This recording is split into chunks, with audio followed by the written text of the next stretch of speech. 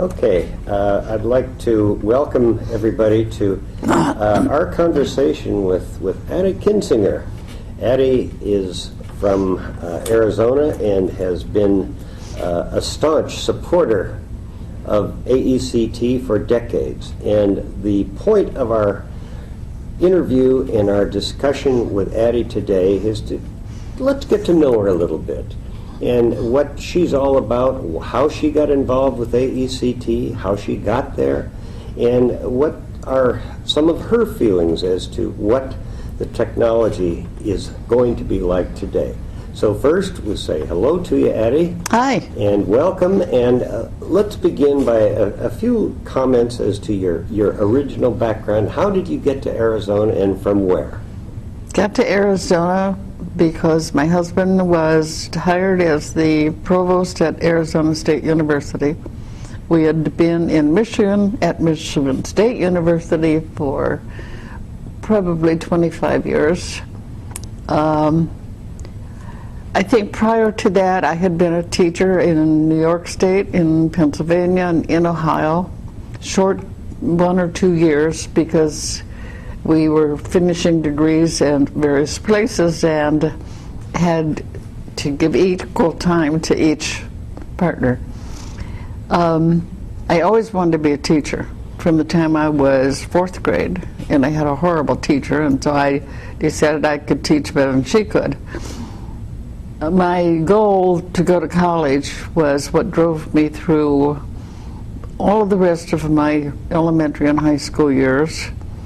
I was successful in getting a scholarship to a private college in Ohio, a very small one, Hiram College, and had what I thought was a fantastic, almost individualized education because it was small. We got to know our professors, and I really enjoyed being there. I ate up every moment of it. Had what I thought was a fantastic education. Proved me well.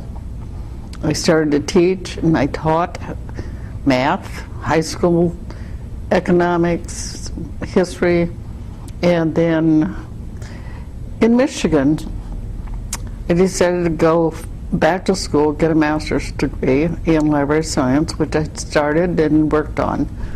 At the same time, I decided to look into what they had available at Michigan State University. They convinced me to get involved in their program, which was one of the most outstanding ones in the United States. People like Charlie Schuler, Kent Gustafson, Erling Jorgensen, and the people who wrote the textbooks that we were using were invited to be guests at a 6-week program funded by the National Defense Education Act. And this was in somewhere in 1965. That changed my life in terms of being introduced to AECT. I heard about it from almost every one of the guest speakers, and I got very, very thrilled about joining the group and getting involved. At that time, AECT wasn't called AECT. What was it called? I haven't the slightest idea. I don't remember it ever being called anything else. It was called the Department of Audiovisual Instruction. It was a subset of the National Education Association. Yes, I know that part. Yeah, and so in any event, there you were working with AECT, as we'll call it, and what was it that kept you there? You've been there ever since. There's decades. Well, because the people that I met, like Charlie Schuler and Woody Miller and Erling Jorgensen, kind of just opened doors for me. What are you interested in, Addie?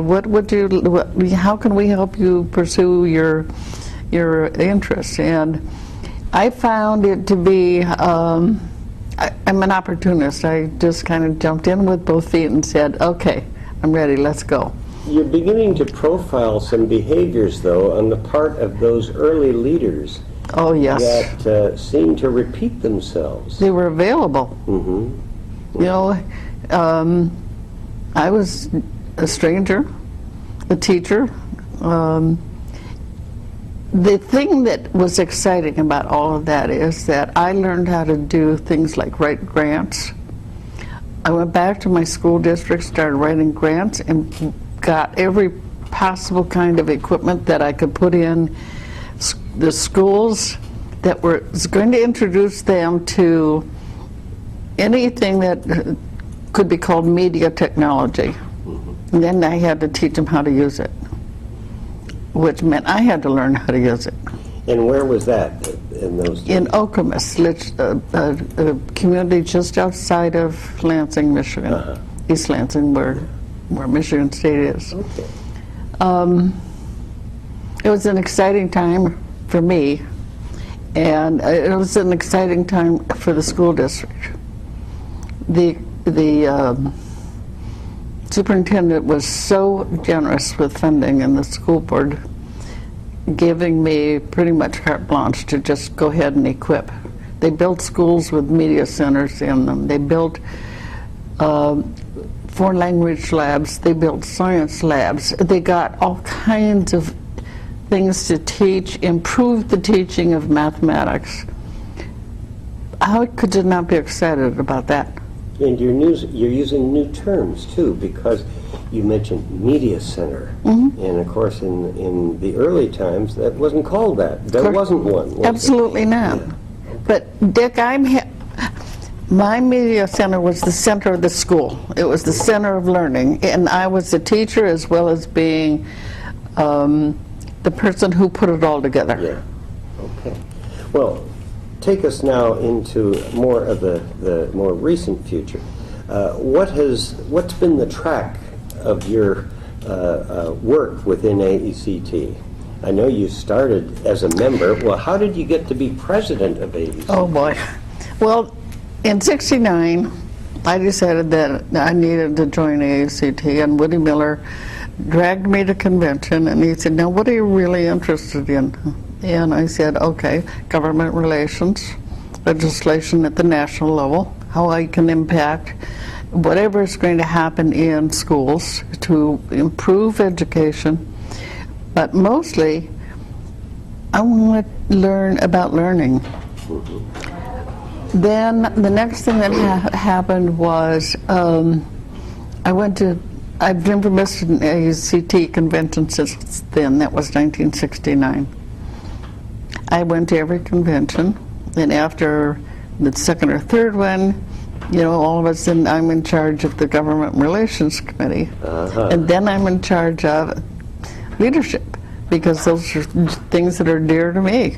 And of course, with that kind of stepping stone from chairing a program or chairing a task force, you moved then up the leadership ladder until at some point the folks seemed to think that you'd make a pretty good president. Yes. And you became one. Yes. And now looking at the present, how have things changed between then and now? Gotten better, stronger, expanded the realm of committee and task force things that are done that affect learning, affect the use of technology and how it impacts learning. I have maintained all along that you have to grow up with what's happening in the world, not just your own little classroom. And so you have moved from the presidency now to be involved with the ECT Foundation, which Yes. is the charitable arm of the organization. As we begin to close out this interview, what do you feel is important in that role? Well, the reason I wanted to get involved was the fact that I wanted to do for other young people what had been available to me. I got a scholarship that changed my world, literally, and helped me reach my goals. I wanted to be able to do that. and I figured, okay, there's an organization I can be a part of, and I can be, people keep telling me I have a lot of enthusiasm. Well, I figured I could use some of that enthusiasm to go out and do the rah-rah stuff that's necessary to raise funds. And I believe strongly in the scholarship program and the intern program.